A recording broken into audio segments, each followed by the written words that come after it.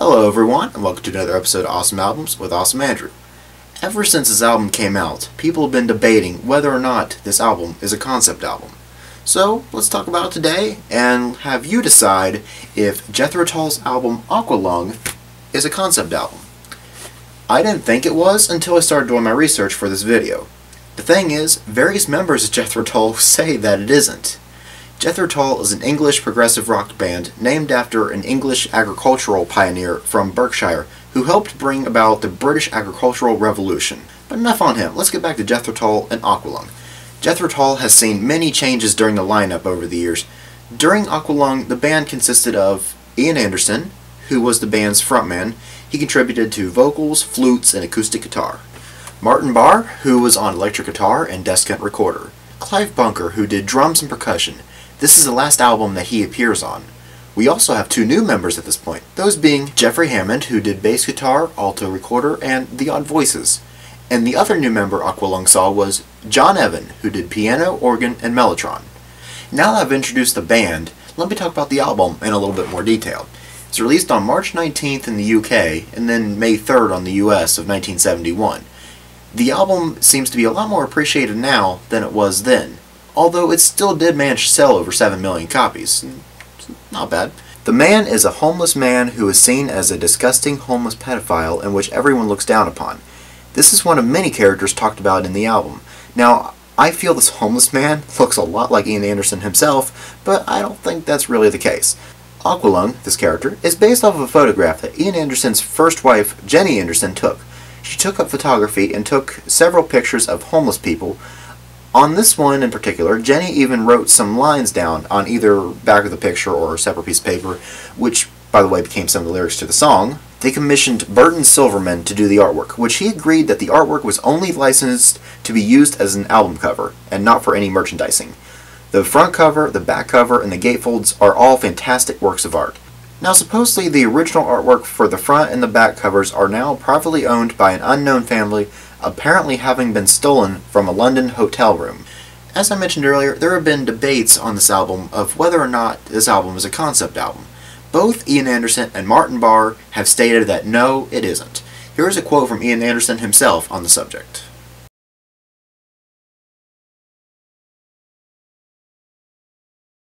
However, despite that, people still believe this album is a concept album. Myself included. The theme of the album seems to revolve around the distinction between religion and God. Most of the songs on the album do tie into religion in some way, so maybe they made a concept album without realizing. However, this frustration of fans labeling this as a concept album led to the creation of their next album, Thick as a Brick, which was intended to be an over-the-top concept album in response. Now, what do you think? Is Aqualung a concept album? Let's talk about it one song at a time, and then you can decide for yourself. Aqualung is the title track to the album. An interesting thing is that on the North American Reprise Records pressings of Aqualung have a slightly edited version taking off the first 3 seconds of the song, making it go from 6:34 to 6:31. I don't know why they did that. I mean, it wasn't a censorship thing. I mean, all they did was just take out the first da-na-na-na-na. That's it. And I apologize, that sounded very terrible. The song is a caricature of the man on the cover. The man, even though was viewed as a disgusting pedophile, this was merely in the view of the average passerby. He was only an old man who is lonely, sick, and in pain whom nobody cares for. But since he is viewed as a pedophile, this gives people an excuse to not help him. This was Jenny's contribution to the album.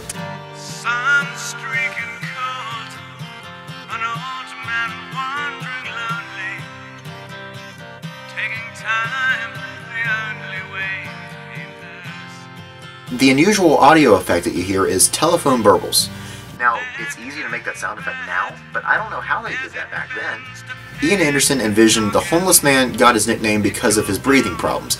He got the idea from watching a TV show called Sea Hunt, where there were a lot of heavy underwater breathing and where the main character wore an aqualung.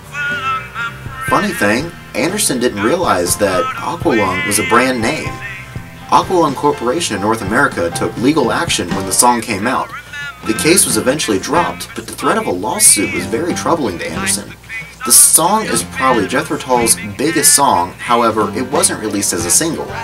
Ian Anderson said it was because it was too long, too episodic. It starts off with a loud guitar riff and then goes to rather more laid-back acoustic stuff. Led Zeppelin at the time, they didn't release any singles, it was album tracks. Funny thing that he mentions Led Zeppelin, because they were recording their 4th album, by the way I have a video talking about that, check that out, at the same time in the same studio that Jethro Tull was recording Aqualung.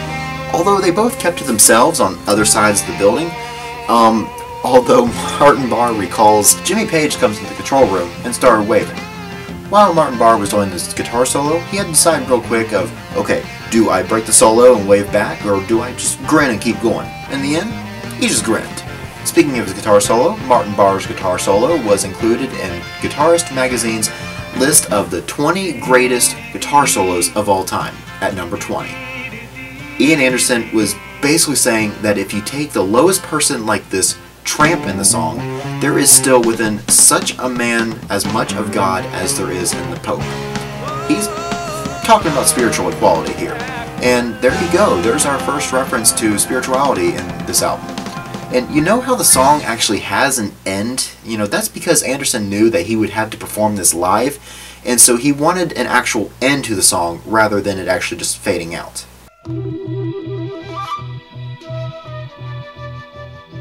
Cross-Eyed Mary is another great song on Aqualung. In fact, Iron Maiden liked the song enough to do a cover of it on their B-side to their 1983 single, The Trooper.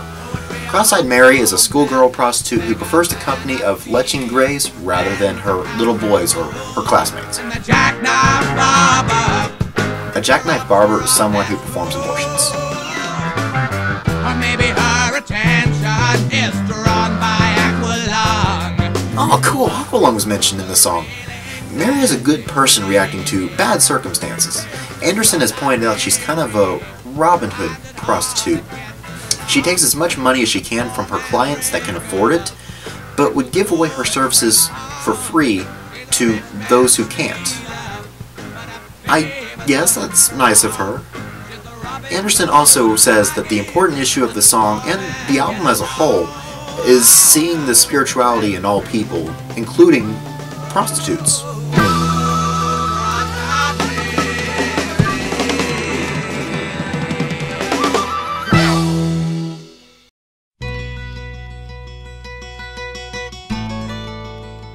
Cheap Day Return is a short, depressing song.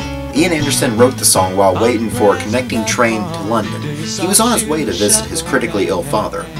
Anderson joked and said that the song would have been longer, but the train arrived. A Cheap Day Return is a real thing. It's a reduced price train ticket in which both the outward and the returning journey are going to be made in the same day. Mother Goose had some interesting lyrics involved based on a bunch of surreal figures that Ian Anderson saw while wandering around Hampstead Heath, which was a large park in London which was known for many years as the cruising ground for homosexuals to hook up. Was it really true? There are elephants and lions too in Piccadilly Circus. Piccadilly Circus is actually a real place in London.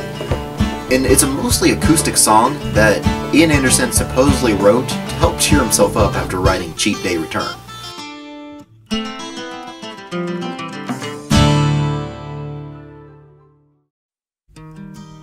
Wondering aloud. A lot of people see this song as just a sex song. However, there's a lot more to it than that. It's about a couple finding the simple, true things in life, even something small and simple as bringing toast into the bedroom only to spill the crumbs on the bed. It's about the power of a couple finding their own meaning in life. I guess it's up to me to tell you what Up to Me is about. One interpretation is about blaming God for all your mistakes and problems. Another interpretation is about a guy who's always running to his friend for help, and eventually the friend gets sick of it and laughs at the guy's mistakes, and therefore it's all up to him.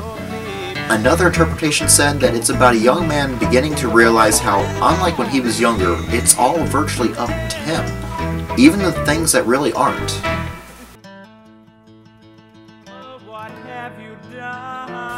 My God is another song that, as the name suggests, another song about religion and God. I think the song is about how man has manipulated the concept of God to gain power and control people. A variation of this interpretation is about how man has corrupted this pure and simple message of Christ and used that as an adaptation to build an empire based off fear rather than love. And I even read an interpretation of the song in which the song is about Satan, which before you go like, what? How? The person made sense after I got done reading it. They were saying that he's the god of nothing, that he is inside you and me, which is kind of true, we all have good and evil inside us, and how he gets his kicks from seeing others confess to their endless sins. Well, he does like a suffering for our sins. The song was the album's only single, released on August 14th, 1971. It reached number 91 on the Billboard Hot 100s chart, and it spent about 2 weeks in the chart. It was also the first single released by the band in the US. As the title of the song suggests, Hymn 43 is another song about religion. I think the song is a prayer, but it's kind of making fun of a prayer and Christianity to an extent. Was busy with his money games. The first verse seems to be about how people are asking God to help him with things like relationships, money games, as in gambling, and, well, just winning, period. And the unsung Western hero, he killed an Indian or three. The second verse, I feel, is about manifest destiny, how it's our God-given right to claim all of America for ourselves. Jesus saves, well, it better save himself. From the gory glory seeker, we use his name in death. Third verse, I feel, is about people who murder others in the name of God, kind of like what the Crusades did. His cross was rather bloody. The fourth verse, I feel, is about Jesus just being worn out.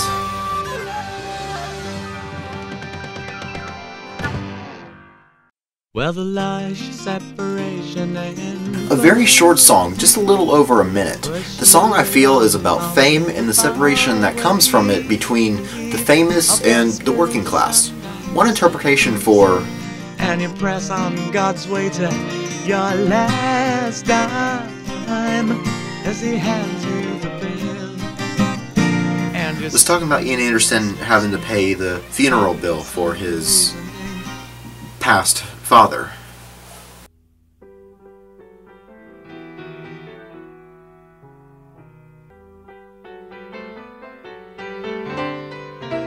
Locomotive Breath is a huge song, but it's also one of the songs the disc jockeys have to be patient because of this quiet intro that lasts about a minute and a half.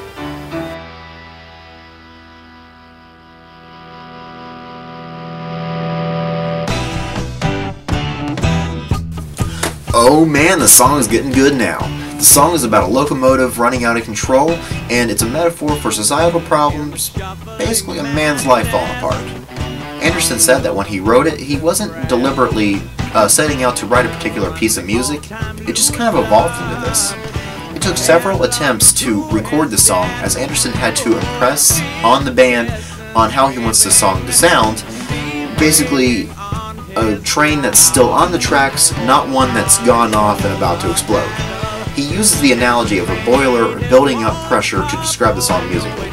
Restraining Clive Bunker or any drummer that took his place was a challenge when performing the song.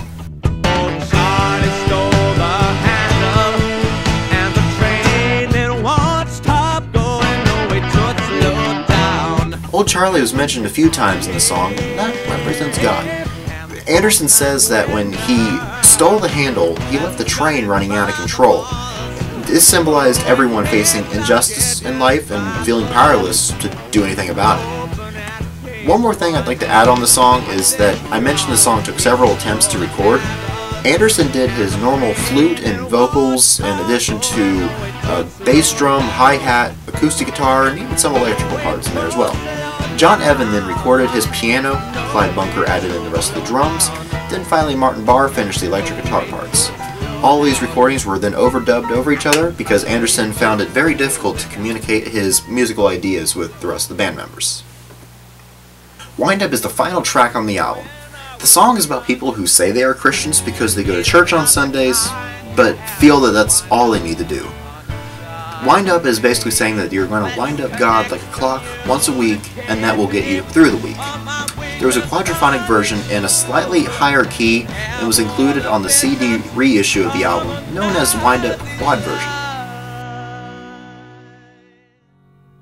He's not the kind you have to wind up on Sunday. So that was Aqualung. The album received a lot more appreciation now than it did back in '71, and that was partially because the remaster sounds better than the supposed flat version that they had on vinyl. Rolling Stone included on their 500 greatest albums of all time at number 333. Rolling Stone also said that it was fine musicianship, calling it serious and intelligent, although the album's seriousness undermined its quality. UK magazine Q listed it at number 7 on their 40 Cosmic Rock Albums countdown. AllMusic gave the album a 4.5 out of 5 stars, calling it a bold statement and extremely profound. Alright everyone, now that I have finished talking about Aqualung, now I have a question for you. Do you think that Aqualung is a concept album?